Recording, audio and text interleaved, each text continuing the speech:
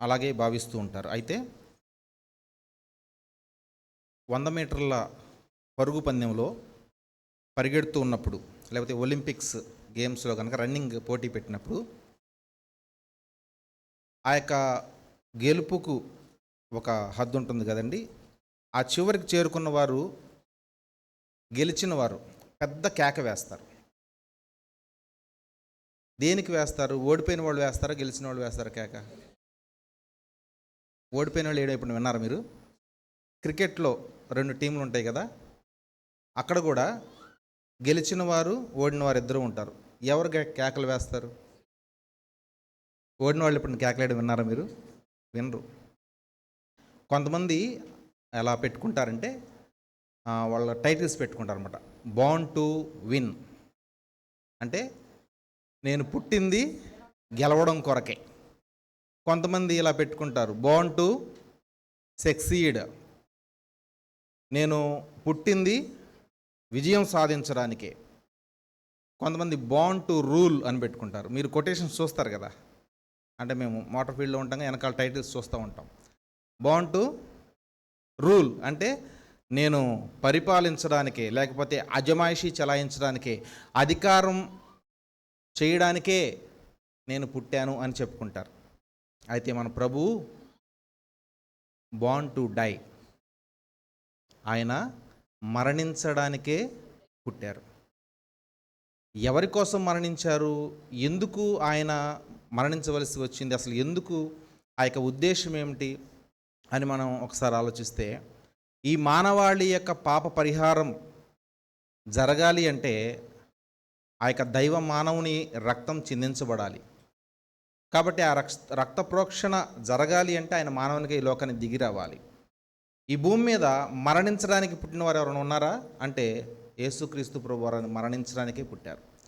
కొంతమంది ఉంటారు, ఎందుకు పుట్టారో కూడా తెలియదు. అంటే గురిలేని, గమ్యం లేని జీవితాలు కొంతమంది జీవిస్తూ ఉంటారు. వారు వారి యొక్క జీవితంలో కనీసం ఏమవ్వాలో కూడా ఒక అవగాహన ఉండదు. కానీ ప్రభు అయితే ఒక స్పష్టమైన ఉద్దేశంతో ఈ లోకానికి వచ్చారు. ఆయన మనందరి కొరకు బలి అవ్వడానికి ఈ లోకానికి దిగి వచ్చారు. అయితే ఆ దిగి వచ్చిన ప్రభు ఇక్కడ యోహాను భక్తుడు ప్రత్యక్షంగా ఆ యొక్క శిలువ దగ్గర ఉన్నాడు కనుక ప్రకటిస్తూ ఉన్నాడు ఆ మాట ఏమిటి అనేది. అయితే మనం మిగతా సువార్తల్లో కనుక చూస్తే అక్కడ ఒక గొప్ప కేక వేసెను అన్నమాట ఉంటుంది. ఆ గొప్ప కేక ఏమిటి అనేది ఇక్కడ యోహాను భక్తుడు తెలియజేస్తున్నాడు. అయితే ఎవరు గొప్ప కేక వేస్తారు? గెలిచిన వారు, ఎవరైతే విజయం సాధించారో వాళ్ళు వేస్తారు. కానీ ఓడిన వారు ఎప్పుడు కూడా కేకలు వేయరు. సమాప్తమైనది అంటే ఆయన ఏదైతే ఒక ఉద్దేశం కలిగి ఈ లోకానికి వచ్చారో ఆ పనంతటిని ఆయన పూర్తి చేశారు. మొట్టమొదటిగా ఏమిటి ఆయన పూర్తి చేసింది అని చూస్తే, ఆదాము ఆ అవ్వలు ఆ యొక్క జన్మించిన సమయంలో, ఆయన పుట్టించినప్పుడు దేవునితో చాలా దగ్గర సంబంధం ప్రజలకు ఉంది. వారిద్దరూ ఎంతగా దేవునితో సహవాసం చేశారో మనందరికీ తెలుసు. ప్రతిరోజు దేవునితో మాట్లాడుతూ ఆ సన్నిహిత సంబంధం కలిగి ఆ యొక్క ఏదైనా తోటలో ఎంతో అందమైన జీవితాన్ని జీవించేవారు. అయితే ఎప్పుడు వారికి మధ్య, దేవునికి మానవునికి మధ్య దూరం ఏర్పడింది అంటే, దేవుడు చెయ్యొద్దు అన్న పని చేయడం ద్వారా, ఆ యొక్క పాపం చేయడం ద్వారా దేవునికి మానవునికి దూరం, అగాధం ఏర్పడింది. అక్కడి నుంచి దేవునికి వారు దూరమవుతూ వస్తూ ఉన్నారు. అలా నిదానంగా ఈ యొక్క మానవాళంతా కూడా ఆనాడు ఆదాము ద్వారా సంక్రమించిన పాపం ఏదైతే ఉందో ఆ పాపం మనందరం కూడా అనుభవిస్తూ ఉన్నాం. ఈరోజు ఈ శరీరంలో ఉన్న ప్రతి ఒక్కరము కూడా అందరము పాపం చేసిన వారమే, ఏ భేదము లేదు. ఎవరైనా కనుక నేనే పాపం చేయట్లేదండి, నేను ఎవరిని మోసం చేయను, ఎవరిని అన్యాయం చేయట్లేదు, నేను చాలా నా పని నేను నిజాయితీగా చేసుకుంటూ ఉంటాను కొంతమంది అంటూ ఉంటారు. అయితే ఈ శరీరంలో ఉన్న ప్రతి ఒక్కరము కూడా పాపులమే అని మనకు అర్థం అవ్వాలంటే, ఈ శరీరంలో ఉన్న మనందరము కూడా, అంటే నేను పాపం లేదు అంటున్నామంటే నువ్వు ఎప్పుడు బ్రతికే ఉంటావు, చనిపోవు అని అర్థం. ఎవరన్నా పుట్టిన దగ్గర నుంచి చనిపోకుండా బ్రతికిన వాళ్ళు ఉన్నారా? మీకు తెలిసిన వాళ్ళు ఎవరన్నా ఉన్నారండి? లేరు. ఉంటే చెప్పండి కొంచెం. అంటే శరీరంలో ఉన్న ప్రతి ఒక్కరూ కూడా పాప స్వభావాన్ని ధరించుకొని ఈ లోకానికి వచ్చారు. ఈ శరీరంలో మనందరము కూడా పాప స్వభావం కలిగిన వారం కనుక తప్పకుండా మరణం అధికారం చేస్తుంది మనపై. అయితే ఈ యేసు ప్రభు వారు ఏం చేశారంటే, ఆ మొదటి ఆదాము ద్వారా దేవుని యొద్ద నుండి దూరమైపోయిన ఆ యొక్క దూరాన్ని తీసివేయడానికి ఆయన ఈ లోకానికి దిగి వచ్చి ఆ సిలువలో బలియాగం అవడం ద్వారా దేవునికి మానవునికి ఉన్న దూరాన్ని తీసివేయడం ఆయన సమాప్తం చేశారు.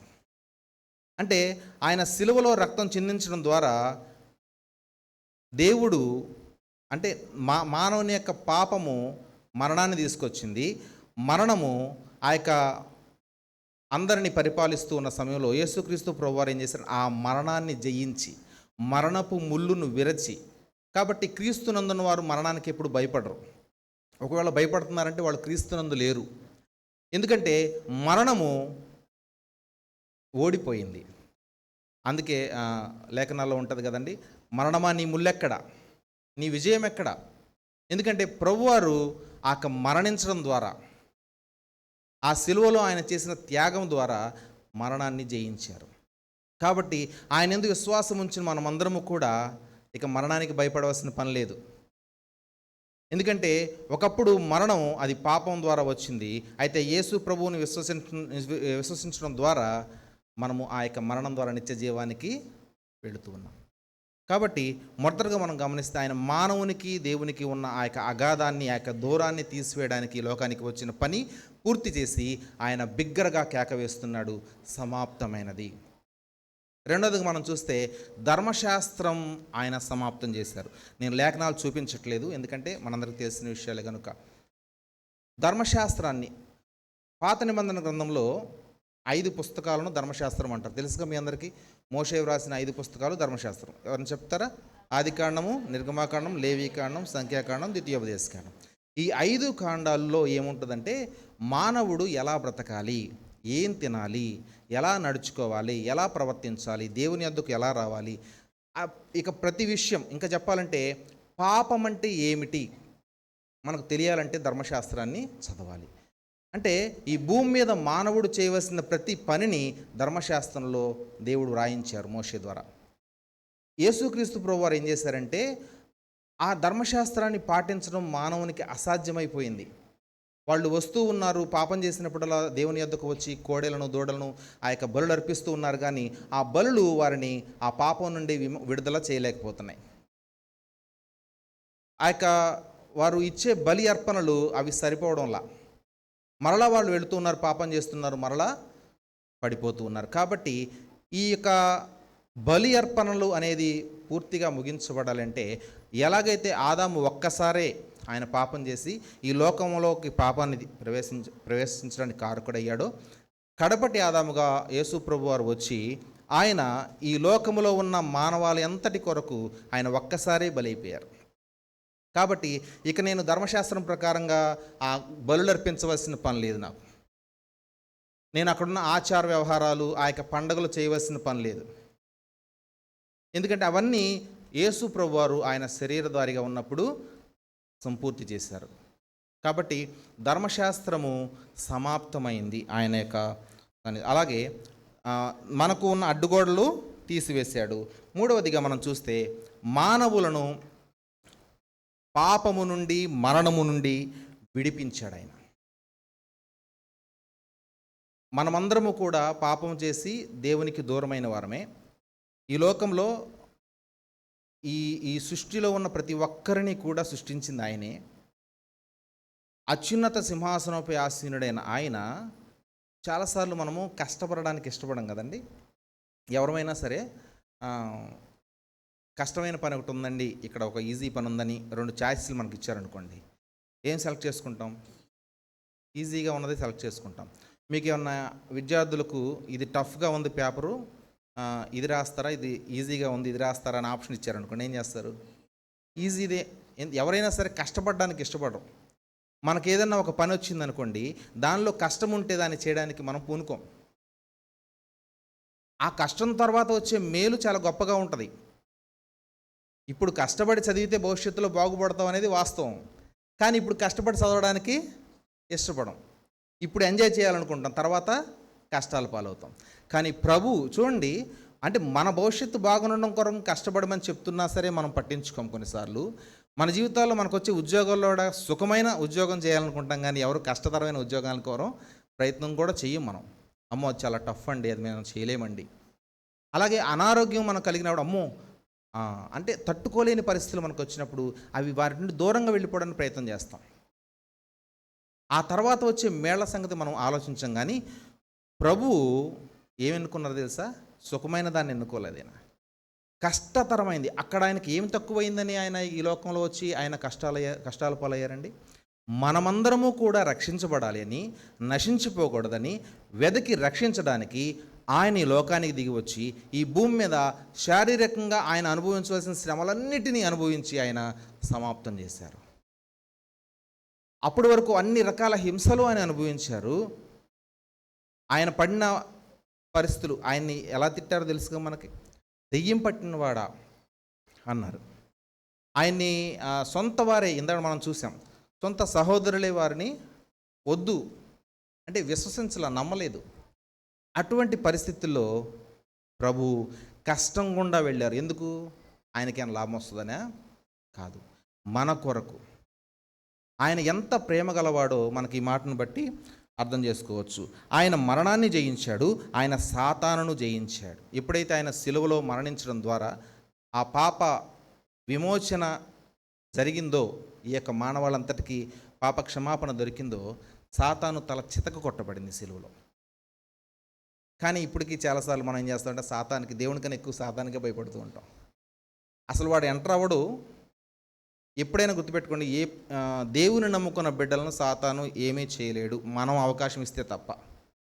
నేను కావాలని పిలిచి అతన్ని రమ్మని తప్ప, మనల్ని మన దగ్గరికి ఆయన రావాలంటే, సాతాను రావాలంటే ఎవరు పర్మిషన్ కావాలి? నా పర్మిషన్ కావాలి. ఎందుకంటే ఆయన సిలువలో చితక్కొట్టేశారు. తోక జాడిస్తూ అల్లాడుతున్న వాడిని పట్టుకొని మనం ఏం చేస్తున్నాం? భయపడుతున్నాం. ప్రభువుకు మనం భయపడాలి, ఎందుకంటే సాతానును ఆయన జయించాడు.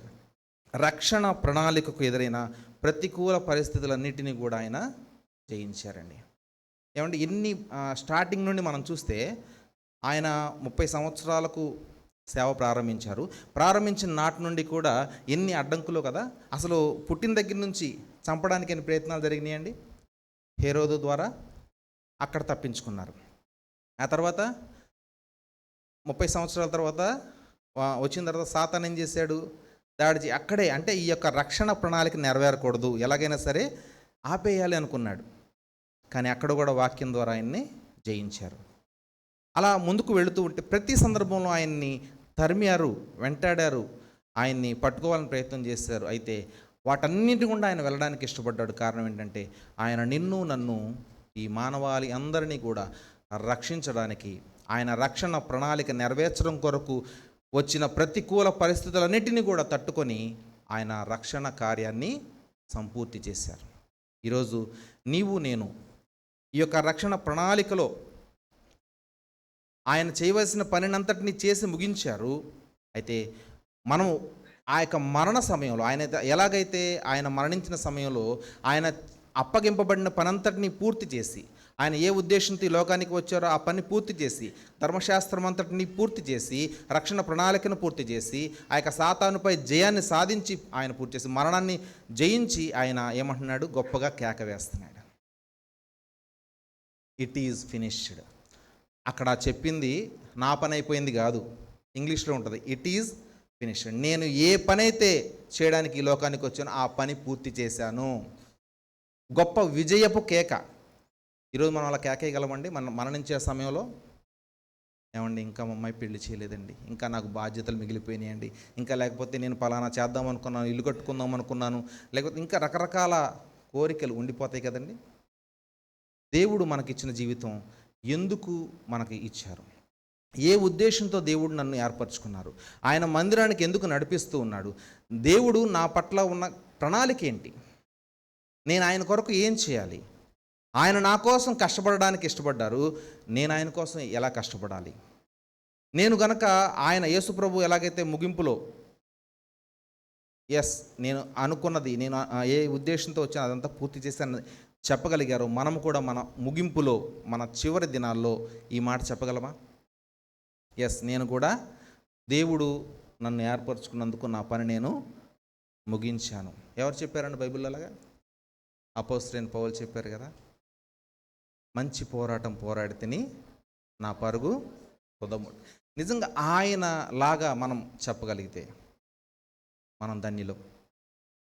ప్రభు యొక్క ఆ యొక్క రక్షణ ప్రణాళిక నెరవేర్చబడిందండి. ఆయన చేయవలసిన పనంతా ఉంది. ఆయన అంటే విమోచన మార్గం సిద్ధంగా ఉంది, మానవాళికి అందరికీ రెడీగా ఉంది. చేయవలసిందల్లా ఆయనను విశ్వసించడం, ఆయనను నమ్ముకోవడం ద్వారా. ఆయన శరీరంలో ఉన్నప్పుడు శరీర ఆశ, నేత్రాశ, జీవపడంబ దేనికి కూడా లోబడలేదు. ఆయన శరీరాన్ని జయించాడు, లోకాన్ని జయించాడు, మరణాన్ని జయించాడు, సాతానుని జయించాడు. ఇలా మనం చెప్పుకుంటూ పోతే లేఖనంలో చాలా ఉన్నాయండి రెఫరెన్స్తో చెప్తే. కాబట్టి మన జీవితంలో కూడా దేవుడు మనల్ని ఎన్నుకున్న ఉద్దేశాన్ని గ్రహించి, ఆయన రక్షకుడని గుర్తించి, ఆయన మరణదినం వచ్చే సమయానికి నేను కూడా ఆయన వలె విజయోత్సపు కేక వేయగలిగితే మనం ధన్యులం. అట్టి కృప ప్రభు మనకు దయచేయనుగాక. ఆమేన్. ప్రార్థన చేసుకుందాం.